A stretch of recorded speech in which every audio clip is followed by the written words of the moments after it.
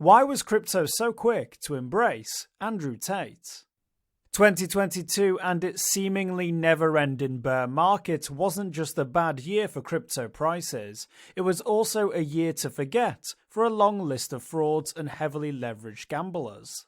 From the highly publicized implosion of FTX and the arrest and arraignment of its curly-haired founder Sam Bankman-Fried, to the Securities and Exchange Commission serving notices to crypto influencers like BitBoy, Ben Armstrong, and Terraform Labs' Do Kwon fleeing to Serbia, 2022 will go down in crypto history as the year of reckoning. But there could still be more to come. As 2022 was drawing to a close, news broke that infamous internet provocateur Andrew Tate had been arrested in Romania on charges of human trafficking, just days after he was involved in a Twitter spat with Greta Thunberg. Tate, for those who haven't had the dubious pleasure of coming across him already, is a former world champion kickboxer and now online influencer who's amassed millions of fans and followers by claiming to teach young men how to, quote, stop being losers. Now better known for peddling online courses that promise to show how to escape the matrix, the cigar-smoking supercar enthusiast raised eyebrows when he boasted how he'd also set up a pornographic webcam business. And, as if we couldn't have already guessed, Tate also has a history of shilling crypto. Andrew Tate has made influential crypto friends. Tate's a pretty popular guy in the crypto world. In addition to having many fans in the space, he's been interviewed, and in some cases even defended, by various popular influencers, including Anthony Pompliano and Laya Heilpern. Indeed, back in December 2022, Altcoin Daily, a YouTube channel with more than 1 million subscribers, applauded Tate for encouraging people to buy Bitcoin and Ether. Tate recommended people buy crypto now and sell just 3 years later with retirement gains. Even Michael Saylor had amicable exchanges with Tate on Twitter, with the pair casually applauding each other for holding Bitcoin. Not only does he talk up digital currencies, or at least the ones he holds, Tate also appears to use them to do business. Recently he's taken to selling memberships for his Elite War Room, the self-styled greatest global network which exists on planet Earth. To join, you just need to pay around $5,500. And yes, it does accept Bitcoin, apparently to multiple wallets. Indeed, Protos identified one of Tate's Bitcoin addresses that receives membership funds for his club, while others claim to have confirmed separate addresses that are allegedly used to rake in fees.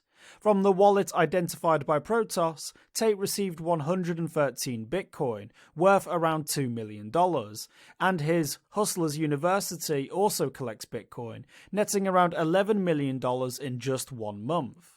Of course, with crypto often comes illegal activity. Many of Tate's courses have recently been promoted on Reddit, but when checking the shop's Bitcoin address, Protos discovered that the seller is connected to a crypto scam that stole millions of dollars worth of crypto from Twitter users. It should be noted, however, that Protos couldn't find a direct link between Tate and the scammer who owns that particular Bitcoin wallet. Are Tate and crypto made for each other? So the question is, what exactly is the crypto community as a whole willing to put up with before somebody is unanimously cut adrift? Apparently, if the warm welcome extended to Tate and the number of supporters he still seems to have is anything to go by, as long as someone pumps bags, morality can take a back seat. Of course, not all crypto influencers welcomed him, and some, such as Peter McCormack, were publicly very critical. McCormack also took Laya Heilpern to task for her support of Tate. Sadly, the critical voices are more muted than those who've supported him so far. In a way, it's no surprise that Tate has found such a firm following among the crypto community. After all, on the surface, they share many of the same ideals, an anarchic or libertarian ideology that's against the state and is suspicious of official institutions.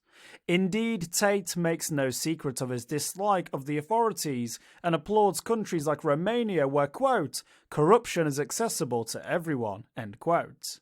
Ultimately, Tate didn't become famous for his business success or his crypto. He became popular outside the kickboxing world by saying misogynistic and controversial things about women, which have garnered him many male fans and followers. But despite this, when crypto and influencers discovered Tate and this army of fans, many crowded around him, praising him uncritically and feeding into the idea that he's someone who should be listened to. And this is a potential problem for Bitcoin or any other crypto, with designs on total legitimacy. It's no secret that Bitcoin has struggled to win acceptance from legislators and regulators alike, largely due to its anonymity features that make it particularly attractive to criminals and fraudsters. And now, with images of one of its most famous advocates being led away in cuffs being beamed around the world, there's not only egg on the faces of those who welcomed him so readily, but more ammunition for those who wish to stamp it out. For more informed news, follow us on Twitter and Google News, or listen to our investigative podcast, Innovated Blockchain City.